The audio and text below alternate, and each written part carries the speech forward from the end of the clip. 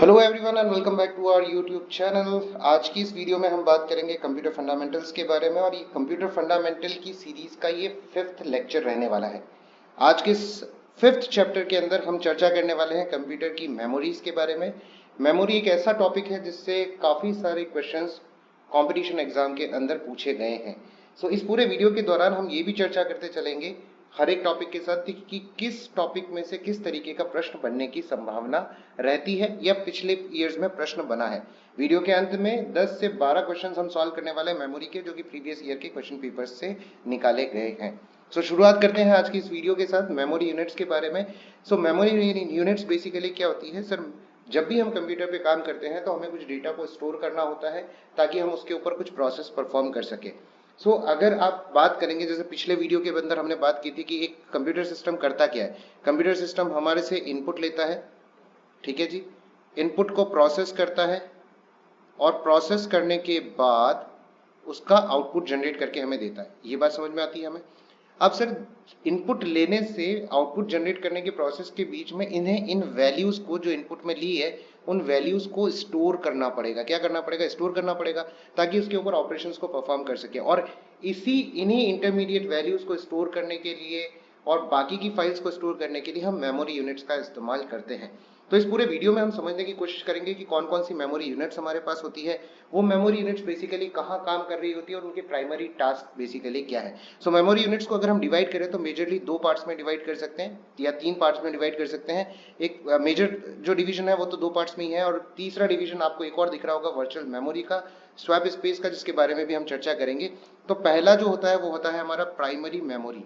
ये कंप्यूटर की internal memories है जो कि कंप्यूटर के अंदर लगी हुई होती है, जिनके बिना कंप्यूटर को चलाना पॉसिबल नहीं है। जी हाँ, फिर से सुन लीजिए, प्राइमरी मेमोरीज इंटरनल मेमोरीज होती हैं, प्राथमिक मेमोरीज इंटरनल मेमोरीज होती हैं जिनके बिना कंप्यूटर सिस्टम को चलाना पॉसिबल नहीं है। यानी कि ये कंप्यूटर का वो पार्ट है जिसको अगर आपने निकाल दिया तो आपका कंप्यूटर सिस्टम नहीं चलेगा। वहीं सेकेंडरी मेमोरी क्या होती है सर? सेकेंडरी मेमोरी वो मेमोरी यूनिट्स होती है जिन पे बल्क में डेटा को स्टोर किया जाता है। इनके ना होने पर भी आप कंप्यूटर सिस्टम चला सकते हैं, लेकिन अगर आप कंप्यूटर में बहुत सारे इंफॉर्मेशन या डेटा को स्टोर करना चाहते हैं तो आप किसका इस्तेमाल करते हैं? सेकेंडरी मेमोरी का, यानी कि द्वितीयक मेमोरी का इस्तेमाल करते हैं। और लास्ट में हमारे पास आता है वर्चुअल मेमोरी स्पेस। अगर हमारे पास रैम के अंदर डेटा की अधिकता है या डेटा फुल हो गया है तो उस केस में वर्चुअल मेमोरी का यानी कि स्वैप स्पेस का इस्तेमाल किया जाता है, जिसके कंसेप्ट को हम लास्ट के कुछ स्लाइड्स के अंदर कवर करेंगे। सबसे पहले बात करें प्राइमरी मेमोरी के अंदर, तो प्राइमरी मेमोरी को भी बेसिकली 2 पार्ट्स में डिवाइड किया गया है। एक होता है हमारे पास रैम, दूसरा होता है हमारे पास रोम। और अगर हम बात करें रैम के बारे में तो रैम के 2 टाइप्स हैं। एक टाइप है हमारे पास एस रैम, दूसरा टाइप है हमारे पास डी रैम। रोम के बारे में बात करें तो पी रोम होता है, ईपी रोम होता है और ईपी रोम होता है। सेकेंडरी मेमोरी को 3 पार्ट्स में डिवाइड किया गया है। एक तो मैग्नेटिक स्टोरेज होती है, यानी कि जो मैग्नेटिक मटेरियल से बनती है वो मैग्नेटिक स्टोरेज होती है, जो ऑप्टिकल मटेरियल से बनती है वो ऑप्टिकल स्टोरेज होती है, और जो सेमीकंडक्टर मेमोरीज होती है उनको हम बोलते हैं फ्लैश स्टोरेज। ठीक है जी। मैग्नेटिक मेमोरी के अंदर कौन कौन सी होती है? एक हार्ड डिस्क ड्राइव होती है, दूसरा फ्लॉपी डिस्क होती है, तीसरा मैग्नेटिक टेप्स होती हैं। ऑप्टिकल स्टोरेज के अंदर कॉम्पैक्ट डिस्क यानी कि सीडीज होती हैं, और डिजिटल वर्सेटाइल डिस्क होती है जो कि डीवीडी के नाम से आप जानते हैं। फ्लैश मेमोरीज के अंदर या फ्लैश स्टोरेज के अंदर अगर हम बात करें तो पेन ड्राइव्स और मेमोरी कार्ड, ये जो मेमोरीज होती हैं वो हमारी फ्लैश स्टोरेज के अंदर आती है, जहां पर सेमीकंडक्टर को इस्तेमाल किया जाता है मेमोरी डिवाइसेस को बनाने के लिए। सबसे पहले बात करें primary memory. Primary memory holds only those data and instruction on which computer is currently working. Primary memory के अंदर बेसिकली उन डेटा को स्टोर किया जाता है जिसके ऊपर कंप्यूटर अभी काम कर रहा है। फॉर से एग्जांपल, अगर आपने अपना कंप्यूटर सिस्टम स्टार्ट किया और कंप्यूटर सिस्टम के अंदर जा करके अभी आपने माइक्रोसॉफ्ट वर्ड चला रखा है, तो आपकी मेन मेमोरी यानी कि आपकी रैम के अंदर माइक्रोसॉफ्ट वर्ड को चलाने के लिए जो एग्जीक्यूटेबल फाइल्स चाहिए वो सारी की सारी स्टोर की जाएंगी। ठीक है जी। अगर आपने कोई गाना चला रखा है तो उस गाने की जितनी भी फाइल्स हैं वो आपकी प्राइमरी मेमोरी के अंदर होगी, यानी कि मेन मेमोरी के अंदर आपको नजर आएगी। It has limited capacity and data is lost when power is switch off. इनकी कैपेसिटी हमेशा लिमिटेड होती है क्योंकि ये एक्सपेंसिव भी होती है, और ये वॉलेटाइल मेमोरी होती है। वॉलेटाइल वॉलेटाइल मेमोरी होती है। ठीक है जी, वॉलेटाइल मेमोरी का मतलब क्या होता है, जैसे ही आप इनका पावर स्विच ऑफ करोगे इनके अंदर रखा हुआ डेटा ऑटोमेटिकली डिलीट हो जाता है या इरेज हो जाता है। ये डेटा को परमानेंटली स्टोर करके नहीं रखती है, केवल और केवल जब तक वो प्रोग्राम चल रहा है और आपका कंप्यूटर सिस्टम चल रहा है तब तक उसकी फाइल्स मेन मेमोरी के अंदर रहेगी, और जैसे ही आपने पावर स्विच ऑफ किया ये मेमोरी से डेटा पूरी तरीके से क्या हो जाएगा, डिलीट हो जाएगा। सबसे पहले बात करते हैं रैम के बारे में। तो रैम का फुल फॉर्म क्या होता है सर, रैंडम एक्सेस मेमोरी। ये हमारा रैम का क्या है, फुल फॉर्म है। और रैम के बेसिकली दो टाइप्स होते हैं, एक होता है हमारे पास स्टैटिक रैम और दूसरा होता है डायनेमिक रैम। स्टैटिक रैम के बारे में क्वेश्चन है जो कि बहुत फ्रिक्वेंटली पूछा जाता है कि एसरैम को बनाने के लिए किस मटेरियल का यूज किया जाता है। तो सर ट्रांजिस्टर्स और फ्लिप फ्लॉप सर्किट्स का इस्तेमाल किया जाता है जब हम स्टैटिक रैम को बनाते हैं। दूसरा क्वेश्चन आता है कि ऐसे कौन सी रैम है जिसके अंदर हमें रिफ्रेश सर्किट की रिक्वायरमेंट नहीं रहती है। सो वो कौन सी होती है हमारी, सर एस रैम होती है, जिसको हम स्टैटिक रैम भी बोलते हैं। इसमें रिफ्रेश सर्किट की रिक्वायरमेंट नहीं होती है, do not need refresh circuit. इसका मतलब रिफ्रेश सर्किट किसमें चाहिए होता होगा सर, डायनेमिक रैम जो कि डी रैम होता है उसके अंदर रिफ्रेश सर्किट की रिक्वायरमेंट रहती है। ठीक है जी, चले आगे। सो बात करते हैं डायनेमिक रैम के बारे में। Every memory cell is created with one transistor. किस मटेरियल से बनी मिली होती है, ट्रांजिस्टर और कैपेसिटर। और हम जानते हैं कि सर कैपेसिटर कुछ वोल्टेज जो है वो अपने पास स्टोर करके रखता है, और अगर बाय द टाइम अगर उसको वापस से रिफ्रेश ना किया जाए या उसको वापस से वोल्टेज ना दिया जाए तो वो धीरे धीरे करके कैपेसिटर जो होता है उसका वोल्टेज डाउन होता जाएगा और वो फाइनली जीरो हो जाएगा। सो जब भी हम डायनेमिक रैम के बारे में बात करते हैं तो एक बहुत इंपॉर्टेंट चीज आती है, वो आती है कि इस प्रकार की रैम को रिफ्रेश सर्किट की रिक्वायरमेंट रहती है। सो अगर आपसे क्वेश्चन में पूछ लिया जाए या एग्जाम में पूछ लिया जाए कि सर कौन सा ऐसी रैम है जिसके अंदर आपको रिफ्रेश सर्किट की रिक्वायरमेंट रहती है, तो वो हमारी डायनेमिक रैम है जिनको हम डी रैम बोलते हैं। नेक्स्ट हम बात करते हैं रोम के बारे में, ROM, जिनको हम बोलते हैं रीड ओनली मेमोरी। अब ये रीड ओनली मेमोरी क्या करती है सर, इस मेमोरी के ऊपर केवल आप रीड कर सकते हो मगर राइट ऑपरेशन नहीं कर सकते। रीड ऑपरेशन कर सकते हो लेकिन राइट ऑपरेशन नहीं कर सकते। पर सर कभी ना कभी तो करते होंगे, जी हाँ, जो कंपनीज इनको प्रोड्यूस करती है वो इसमें ऑलरेडी एक प्रोग्राम लिख करके भेजती है या लगा करके देती है आपको, जिसको आप रीड तो कर सकते हो लेकिन राइट नहीं कर सकते।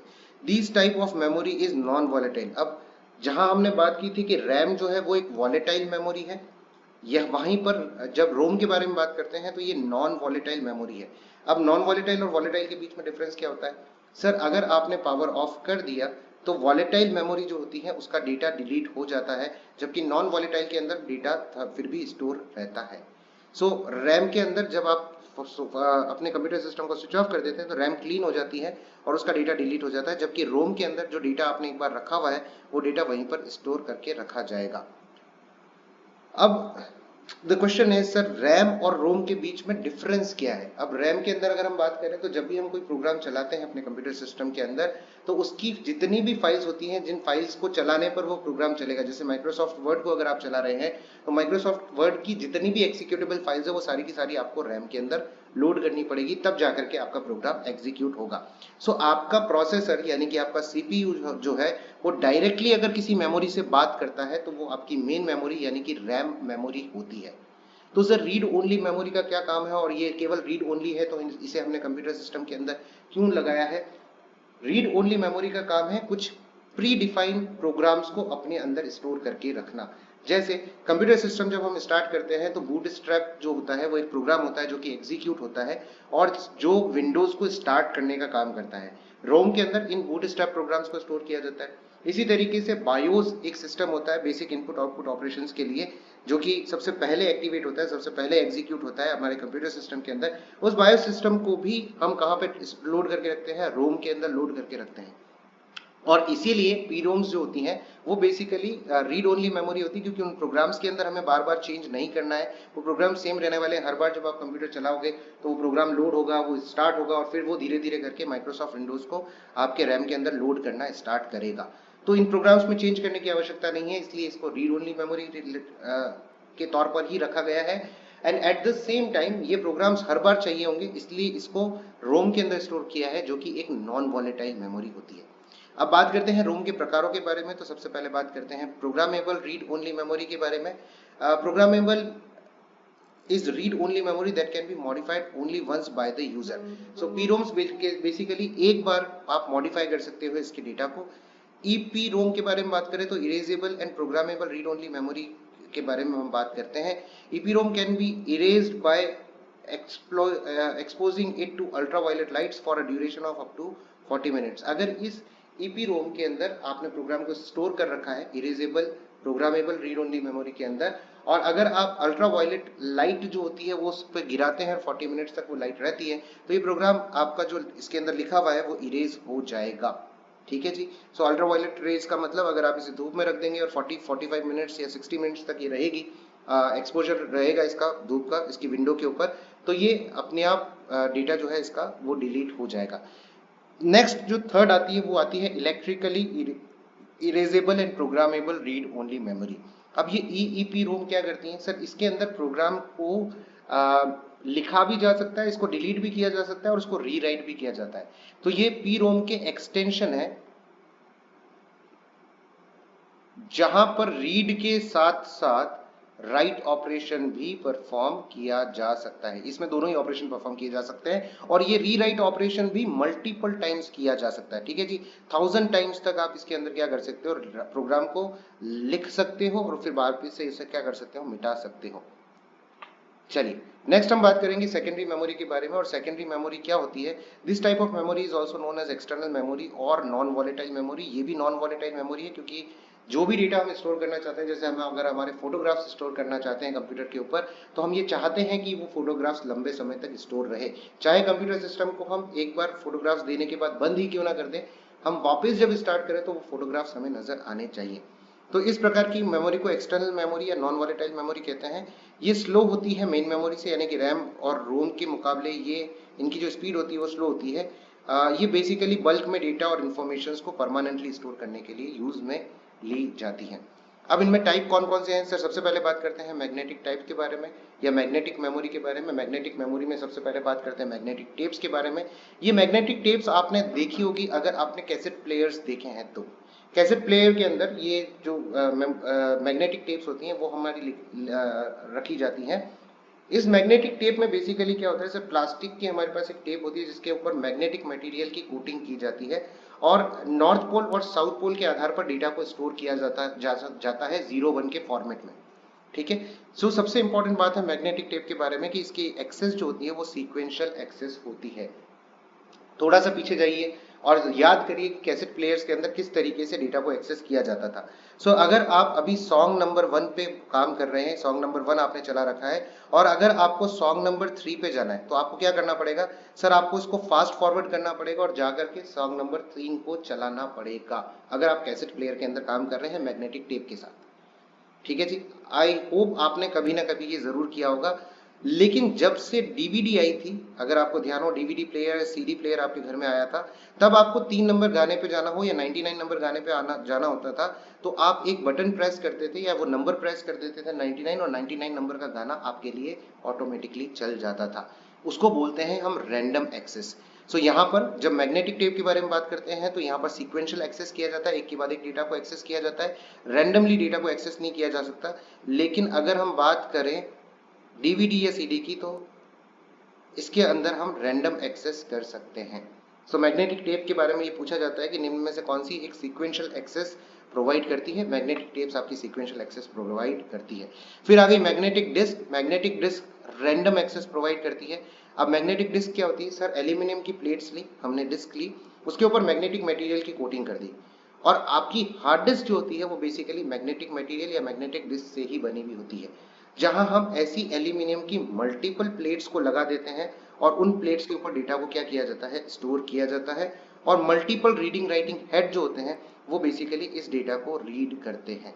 ठीक है जी. सो आपको ऑलरेडी डायग्राम के अंदर नजर आ रहा होगा आपकी जो हार्ड डिस्क ड्राइव होती है HDD, वो इंटरनली कुछ इस तरीके से दिखाई देती है जहां पर मल्टीपल एल्यूमिनियम की डिस्क लगी हुई होती है जिन पर मैग्नेटिक मटेरियल होता है और इस पे मल्टीपल रीडिंग राइटिंग हेड काम कर रहे होते हैं. अगर आप इस पूरे स्टैक को देखेंगे तो यहाँ पर मल्टीपल रीडिंग राइटिंग हेड लगे हुए हैं.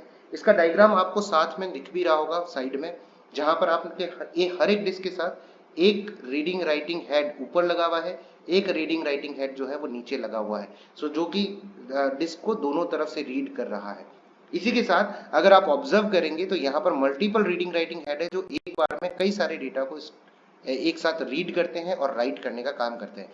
सो फॉर से एग्जांपल, अगर मैंने यहाँ पर 8 रीडिंग राइटिंग हेड लगा रखे होते 4 डिस्क के ऊपर, तो एक बार में मैं 8 बिट को रीड कर पाता। इस तरीके से मैं 8 बिट्स को एक साथ रीड कर पाता और एक साथ राइट कर पाता। सो हमें सभी को पता होना चाहिए कि सर हम जब डेटा को स्टोर करते हैं तो बिट्स में स्टोर किया जाता है, और 8 रीडिंग राइटिंग हेड का मतलब हो गया 8 बिट्स को एक साथ रीड करना, 8 बिट्स को एक साथ राइट करना। ये हमारी हार्ड डिस्क ड्राइव की का बेनिफिट होता है। सो इसमें एक्सेस जो होता है वो कंपैरेटिवली मैग्नेटिक टेप्स के मुकाबले फास्ट होता है, रीडिंग राइटिंग फास्ट होता है, एक्सेस फास्ट हो जाता है, और रैंडम एक्सेस होता है, यानी कि आप किसी भी डेटा के ऊपर रैंडमली जा सकते हैं। डेटा को कैसे स्टोर किया जाता है, तो सर यहाँ पर सर्कुलर वे में आपका डेटा स्टोर किया जाता है, और एक पूरा सर्कल जो होता है वो एक ट्रैक कहलाता है। इस ट्रैक के अंदर मल्टीपल सेक्टर्स होते हैं जिसके अंदर डेटा को स्टोर किया जाता है। सो मैग्नेटिक डिस्क को कितने पार्ट्स में डिवाइड किया जा सकता है, तो मैग्नेटिक डिस्क के अंदर एक मैग्नेटिक डिस्क आ गई, उसके ऊपर ट्रैक होता है, और उस ट्रैक को भी सेक्टर्स के अंदर डिवाइड किया जाता है। ठीक है जी। सो यहाँ से ये सारे के सारे क्वेश्चंस आपसे पूछे जा सकते हैं जिनके बारे में हमने चर्चा की। नेक्स्ट हम बात करते हैं ऑप्टिकल मेमोरीज के बारे में। तो मैग्नेटिक टेप हो गई, मैग्नेटिक डिस्क हो गया, और अब हम बात कर रहे हैं ऑप्टिकल मेमोरी के बारे में। ऑप्टिकल मेमोरीज भी आपने देखी होंगी, सीडीज और डीवीडीज अगर आपने देखी हैं तो ये बेसिकली ऑप्टिकल मटेरियल से बनी हुई होती है, और इसमें डेटा को रीड और राइट करने के लिए ऑप्टिकल रेज का इस्तेमाल किया जाता है। ठीक है, तो ऑप्टिकल रेज मतलब ऑप्टिकल किरणों का इस्तेमाल किया जाता है जब हम राइट ऑपरेशन परफॉर्म कर रहे होते हैं, तो हम डिस्क को बर्न करते हैं, इन रेज से क्या कर देते हैं, बर्न। सो फॉर से एग्जांपल, अगर आपको 0 1 0 1 0 1 ऐसी कोई सीरीज को स्टोर करना है, तो जहां जहां पर भी 1 है उस पर्टिकुलर बिट के लिए आप सीडी के ऊपर कोई भी मार्क नहीं करेंगे, और जहां पर 0 है वहां पे उस एरिया को उस लेजर से बर्न कर दिया जाएगा ताकि वो रिफ्लेक्टिव सरफेस ना रहे। अब जब वापस से आप इसको रीड करेंगे तो आप इस डिस्क के ऊपर लेजर राइट को डालेंगे, और लेजर राइट लाइट से अगर सिग्नल वापस से रिफ्लेक्ट होता है तो ये डेटा 1 है, और अगर वापस से रिफ्लेक्ट नहीं होता है तो ये डेटा 0 है। इस तरीके से 0 1 को रीड और राइट किया जाता है। So there are 3 types of compact disc या optical disc. One is compact disc, CD, जिसके बारे में हम बात करते हैं, डिजिटल वर्सेटाइल डिस्क यानी कि डीवीडी, और तीसरी आती है blue ray disc. Very important topic when it comes to exams, blu ray disc के बारे में। ठीक है जी। सो इनको एक एक करके डिस्कस करते हैं। सबसे पहले बात करते हैं कॉम्पैक्ट डिस्क के बारे में। जनरली कॉम्पैक्ट डिस्क जो होती हैं वो बहुत ही चीप होती है, यानी कि सस्ती मेमोरी डिवाइसेस होती हैं। 700 MB यानी कि 700 मेगाबाइट तक का डेटा ये स्टोर कर सकती हैं। इसमें 3 तरीके की होती हैं बेसिकली। सीडी रोम यानी कि रीड ओनली मेमोरी, जिसको ड्राइवर्स, जैसे अगर आप बात करें कि आपने कोई प्रिंटर खरीदा है तो उसके साथ एक डिस्क आती है जिसको आप रीड कर सकते हैं लेकिन राइट नहीं कर सकते, क्योंकि कंपनी ने उसमें अपनी ऑलरेडी अपने प्रिंटर का ड्राइवर प्रोग्राम स्टोर कर रखा है, जिसको आपको अपने कंप्यूटर सिस्टम के ऊपर स्टोर करना होगा या उसको इंस्टॉल करना होगा। तो इस तरीके की रोम सीडीज जो आती हैं वो कहलाती हैं सीडी रोम, जो कि रीड ओनली मेमोरी होती है। एक आती है सीडी आर यानी recordable compact disc. CD recordable compact disc क्या होती है, सर जो मार्केट से आप खरीद करके लेकर के आते हैं 700 MB की, जो खाली होती है 10 से 12 रुपए में आप परचेस करते होंगे, और उसके बाद उसको आप क्या कर देते हैं सर, उसको दे करके उसमें रिकॉर्ड किए जा सकते हैं न्यू सॉन्ग्स वगैरह या मूवीज वगैरह। सीडी री राइट, री राइट का मतलब क्या है सर, कॉम्पैक्ट डिस्क री राइटेबल। अब ये मेमोरीज जो होती हैं वो थोड़ी सी एक्सपेंसिव होती है, और इसमें कुछ 10 टाइम्स या 20 टाइम्स तक आप रीड ऑपरेशन और राइट ऑपरेशन वापस से कर सकते हैं, यानी कि रीड भी कर सकते हैं, राइट भी कर सकते हैं, और री राइट भी कर सकते हैं जब हम बात करते हैं कॉम्पैक्ट डिस्क री राइटेबल के बारे में। नेक्स्ट हम बात करते हैं डिजिटल वर्सेटाइल डिस्क के बारे में। डीवीडी की स्टोरेज जो होती है वो डेफिनेटली जो कॉम्पैक्ट डिस्क है उससे ज़्यादा होती है। 4.7 GB तक का डेटा इसके अंदर स्टोर किया जाता है। They are usually use to store rich multimedia files. अब सर क्यों यूज करते हैं डिजिटल वर्सेटाइल डिस्क, अगर हम बात करें किसी भी मूवी के बारे में, तो ये मूवी का जो डेटा होता है या फाइल्स जो होती हैं वो कंपैरेटिवली ज़्यादा होती है, यानी कि 1 GB से लेकर के 2 GB तक का डेटा आपकी एक मूवी फाइल के अंदर आता है। अब इस पूरी फाइल को स्टोर करने के लिए कॉम्पैक्ट डिस्क जो है वो काफ़ी नहीं है, क्योंकि उसके अंदर 700 MB का ही स्पेस होता है। तो उसके लिए हम क्या यूज़ कर सकते हैं, हम डीवीडी यूज़ कर सकते हैं। ठीक है, डीवीडी भी बेसिकली 3 तरीके की होती है, एक तो रीड ओनली होती है, एक रिकॉर्डेबल होती है, और एक री राइटेबल होती है, जिसको आप बार बार रीड एंड राइट कर सकते हैं। नेक्स्ट जो इंपॉर्टेंट आती है वो आती है ब्लू रे डिस्क। अब क्योंकि हम 4.5 जीबी तक ही पहुंच पा रहे थे, 4.7 जीबी तक ही पहुंच पा रहे थे, तो यहाँ से हमने ब्लू रे डिस्क को इन्वेंट किया, जो कि मल्टीपल लेयर्स में डेटा को स्टोर करती है, यानी कि एक ही डिस्क के ऊपर मल्टीपल लेयर्स होती हैं जो कि डेटा को स्टोर करती हैं। अगर ब्लू रे डिस्क के अंदर एक ही लेयर है तो वो 25 जीबी तक का डेटा स्टोर कर सकती है। ये परीक्षा की दृष्टि से बहुत महत्वपूर्ण है और ये आपसे पूछा जा सकता है। यदि डुअल लेयर डिस्क आपने यूज की है, 50 जीबी तक का डेटा वो स्टोर कर सकती है। ट्रिपल लेयर अगर आपने यूज किया है, यानी कि 3 लेयर्स आपकी ब्लू रे डिस्क के ऊपर है, तो 100 जीबी तक का डेटा आप इसके अंदर स्टोर कर सकते हो। और अगर 4 लेयर्स आपने यूज कर रखी तो 128 जीबी तक का डेटा आप इस पे स्टोर कर सकते हो। परीक्षा में क्वेश्चन कैसे पूछे जाते हैं? सर, ट्रिपल लेयर डिस्क अगर आपको दी गई है ब्लू रे डिस्क, तो आप कितना डेटा स्टोर इस पे कर सकते हो? तो आंसर आता है हमारे पास 100 जीबी तक का डेटा हम इस पे स्टोर कर सकते हैं। दूसरा प्रश्न पूछा जाता है कि सर, अगर आप ब्लू रे डिस्क यूज कर रहे हैं तो मिनिमम डेटा कितना स्टोर कर पाएंगे? Sir, 25 GB minimum data size होता है जो कि सिंगल लेयर के साथ मिलता है। मैक्सिमम डेटा कितना स्टोर कर पाएंगे? तो 128 जीबी मैक्सिमम साइज होती है ब्लू रे डिस्क की। ठीक है जी। सो इस तरीके से ब्लू रे डिस्क पे क्वेश्चंस पूछे जा सकते हैं। फिर बात करते हैं हम फ्लैश ड्राइव के बारे में, जहां पे हमारी पेन ड्राइव आती है और मेमोरी कार्ड आती है, जो कि सेमीकंडक्टर डिवाइसेस को यूज करते हैं। फिर हम बात करते हैं कैश मेमोरी के बारे में। What is cache memory? Sir, ये वो मेमोरी है जो कि सीपीयू का पार्ट होती है। अब सीपीयू का पार्ट क्या होता है? एक तो हमने सीपीयू के साथ मेमोरी पढ़ी थी रजिस्टर के बारे में, जो कि बहुत लिमिटेड होती है, 8 रजिस्टर होते हैं, और ये जब आप कोई ऑपरेशन परफॉर्म कर रहे होते हैं तो उसके इंटरमीडिएट डेटा को स्टोर करते हैं। तो सर, फिर ये कैश मेमोरी क्या होती है जो कि सीपीयू का पार्ट आप बता रहे हो? कैश मेमोरी वो मेमोरी होती है जो फ्रीक्वेंटली यूज्ड डेटा को अपने पास स्टोर कर लेती है। सो सीपीयू के अंदर एक छोटा सा पार्ट मेमोरी का और होता है जिसको हम कैश मेमोरी बोलते हैं, और वो उस तरीके के डेटा को स्टोर करती है जो फ्रीक्वेंटली रीड और राइट ऑपरेशंस के अंदर काम आ रहा है।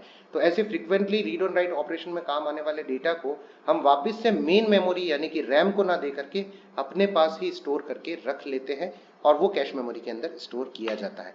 ये बहुत फास्ट मेमोरी होती है, but at the same time ये बहुत एक्सपेंसिव मेमोरी भी होती है। नेक्स्ट आता है हमारे पास वर्चुअल मेमोरी। अब वर्चुअल मेमोरी को क्यों यूज किया जाता है इसके बारे में थोड़ी सी चर्चा कर लेते हैं। और ये वर्चुअल मेमोरी बेसिकली होती क्या है? Virtual memory is a part of secondary memory. अगर आपने सेकेंडरी मेमोरी के तौर पर हार्ड डिस्क ड्राइव यूज कर रखा है, एचडीडी या एसडीडी यूज कर रखा है, तो यहाँ पर हार्ड डिस्क ड्राइव या एसडीडी जो होती है उसके अंदर ही वर्चुअल मेमोरी को क्रिएट किया जाता है। तो ये क्या करती है? Sir, it helps RAM to run the system और मोर प्रोग्राम्स। ये रैम को मदद करती है ज्यादा से ज्यादा प्रोग्राम्स को चलाने के लिए। जैसे अगर मैं छोटी से एग्जांपल के तौर पे लूं कि आपने एक सिस्टम के अंदर 4 जीबी तक का रैम आपने इंस्टॉल कर रखा है, 4 जीबी का रैम आपने लगा रखा है, और अभी जितने भी प्रोग्राम्स चल रहे हैं वो 3.8 जीबी तक हो गए हैं। ठीक है जी। तो अब आपके पास 0.2 जीबी तक का ही डेटा स्टोर करना बाकी है। इस केस में क्या होगा? रैम के अंदर जो ऐसा डेटा है जो फ्रिक्वेंटली यूज नहीं हो रहा है, उसको या तो हार्ड डिस्क ड्राइव पे यानी कि एचडीडी पे या एसडीडी के ऊपर क्या कर दिया जाएगा? ट्रांसफर कर दिया जाएगा। और इस वजह से आपकी रैम जो होगी वो खाली हो जाएगी और आप इसके साथ और मल्टीपल प्रोग्राम्स को एग्जीक्यूट कर पाओगे। ठीक है जी। वापस से समझना चाहते हैं तो एक बार वापस से सुन लीजिए। 4 जीबी की रैम है आपके पास, 3.8 जीबी तक अगर वो भर गई है तो इसमें से कुछ डेटा को हम ट्रांसफर कर देंगे एसएसडी पे या हार्ड डिस्क ड्राइव पे, जो भी आप यूज कर रहे हैं एज अ सेकेंडरी मेमोरी, जिससे ये रैम थोड़ी सी फ्री हो जाएगी और इसमें और प्रोग्राम्स अगर आपको एग्जीक्यूट करने हैं अपने कंप्यूटर सिस्टम के अंदर तो वो उसको स्मूथली एग्जीक्यूट कर देगी।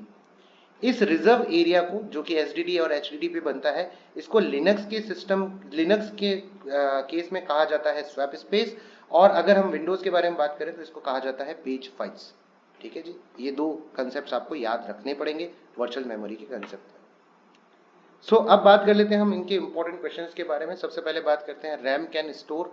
रैम क्या स्टोर कर सकता है? Only data, only programs, program and data both, only operating system. So RAM क्या स्टोर कर सकता है? डेटा स्टोर कर सकता है, प्रोग्राम स्टोर कर सकता है, या केवल ऑपरेटिंग सिस्टम सब प्रोग्राम्स एंड डेटा दोनों को ही स्टोर कर सकता है RAM. Which of the following is the secondary memory device? Secondary memory device कौन सी है आपकी? कीबोर्ड है, डिस्क है, एएलयू है, या all of this? Secondary memory device क्या होती है सर? हमारी डिस्क होती है। ALU is a part of CPU, keyboard हमारी इनपुट डिवाइस कहलाती है। Which technique is preferable for transferring a large amount of data to and from a memory in the short time? अगर एक memory से, यानी for से example आप एक CD लेकर के आए हैं, ठीक है, और इस CD का डेटा आपको ट्रांसफर करना है अपने कंप्यूटर सिस्टम के अंदर, तो आप फास्टली इसको कैसे कर पाएंगे? तो सर ध्यान से सुनिएगा, यहाँ पर एक बहुत इंपॉर्टेंट कंसेप्ट काम आता है। अगर आप बल्क में डेटा ट्रांसफर कर रहे हैं किसी एक डिवाइस से, मेमोरी डिवाइस से दूसरे मेमोरी डिवाइस के अंदर, जहां पर CPU की आवश्यकता नहीं है। भाई अगर आप कोई गाना स्टोर कर रहे हैं, डिस्क में लेकर के आए हैं और उसे अपने कंप्यूटर सिस्टम पे स्टोर करना चाहते हैं, तो यहाँ पर CPU का कोई काम नहीं है, तो CPU को बाईपास कर दिया जाता है और CPU को बाईपास करता है DMA यानी कि डायरेक्ट मेमोरी एक्सेस। और डायरेक्ट मेमोरी एक्सेस ये इंश्योर करता है कि जब डेटा ट्रांसफर हो तो इसके बीच में कोई भी ऑपरेशन परफॉर्म, कोई भी इंटरफेरेंस ना हो, और बिना किसी इंटरफेरेंस के, बिना किसी थर्ड पार्टी के इंटरफेरेंस के DMA पूरी तरीके से डेटा को ट्रांसफर कर देता है। So DMA stands for direct memory access, और ये क्या करता है सर? ये memory to memory fast data को ट्रांसफर करने के काम आता है। Tracks and sectors are related to. अब ट्रैक्स और सेक्टर्स आपने कहाँ पढ़े थे? अभी हमने जब वीडियो के अंदर चर्चा की थी हार्ड डिस्क ड्राइव के बारे में, तो हमने कहा था सर हर डिस्क के ऊपर ट्रैक्स बनते हैं और ट्रैक्स के अंदर सेक्टर्स बनते हैं जिसके अंदर डेटा को स्टोर किया जाता है। Next, which of the following is a sequential access device? ऐसी कौन सी डिवाइस है जो कि सीक्वेंशियल एक्सेस डिवाइस है? फ्लॉपी डिस्क है, मैग्नेटिक डिस्क है, ऑप्टिकल डिस्क है, या हार्ड डिस्क है? सीक्वेंशियल एक्सेस कौन सी होती है सर? मैग्नेटिक टेप्स जो होती हैं वो सीक्वेंशियल एक्सेस होती हैं। Which of the following are the magnetic tapes? Hard disk, tapes, both A and B। Sir magnetic tapes भी होती हैं, मैग्नेटिक डिस्क भी होती है, तो इसीलिए बोथ A एंड B जो होता है वो हमारा यहाँ पर करेक्ट ऑप्शन हो जाता है। ब्लू रे डिस्क के बारे में पूछा गया है। Blue ray disk an IC device, an optical device, both of the above, none of the above. Blue ray disk किस में आती है? ऑप्टिकल डिवाइसेस के अंदर आती है, यानी कि ऑप्शन बी हमारा करेक्ट ऑप्शन हो जाता है। The capacity of the standard Blu ray disc with single layer is, single layer Blu ray disc कितनी होती है? 25 GB होती है, यानी कि 25 GB हमारा करेक्ट ऑप्शन है। Which is the most expensive memory? Cache memory जो होती है वो हमारी सबसे ज्यादा एक्सपेंसिव मेमोरी होती है। Which of the following is the volatile memory? Rome volatile memory नहीं होती है, रैम volatile memory होती है, डेफिनेटली होती है, CD में volatile memory नहीं होती है, और हार्ड डिस्क ड्राइव में volatile memory नहीं होती है, यानी कि बी ऑप्शन रैम हमारा करेक्ट ऑप्शन हो जाता है। स्वैप स्पेस या वर्चुअल मेमोरी का मुख्य उद्देश्य क्या है? CPU की गति को बढ़ाना, रैम की क्षमता को स्थायी अस्थायी रूप से बढ़ाना, हार्ड डिस्क का आकार बढ़ाना, या इंटरनेट की गति बढ़ाना? So option number B, RAM की क्षमता को अस्थायी रूप से बढ़ाना, ये एक करेक्ट ऑप्शन हो जाता है। क्वेश्चन नंबर 12 है हमारे पास, लिनक्स ऑपरेटिंग सिस्टम में वर्चुअल मेमोरी के लिए आरक्षित स्थान को क्या कहा जाता है? सर हम इसको बोलते हैं स्वैप स्पेस लिनक्स के केस में, और पेज फाइल बोला जाता है किसके अंदर? अगर हम माइक्रोसॉफ्ट के यूज कर रहे हैं तो। ठीक है जी, तो ये आपको यहाँ पर ध्यान रखना पड़ेगा। सो आई होप इस पूरे वीडियो के अंदर आपको जो भी कंटेंट पढ़ाया गया है वो आपको समझ में आया होगा। अगर ये वीडियो आपको पसंद आया तो इसको लाइक कर लीजिए, अपने मित्रों के साथ शेयर कर दीजिए, और चैनल को सब्सक्राइब जरूर कर लीजिए ताकि कोई भी वीडियो आपका मिस ना हो। कंप्यूटर अनुदेशक के ग्रुप में जुड़ना चाहते हैं तो इस QR कोड को स्कैन करिए, जहां पर आपको डिफरेंट सब्जेक्ट के नोट्स भी मिल जाएंगे और डेली क्विजेस भी मिलते रहेंगे। ठीक है, इसी के साथ हमारा ये चैप्टर खत्म होता है। नए चैप्टर और नए वीडियो के साथ जल्दी आपसे मुलाकात होगी, तब तक अपना ख्याल रखिएगा। धन्यवाद।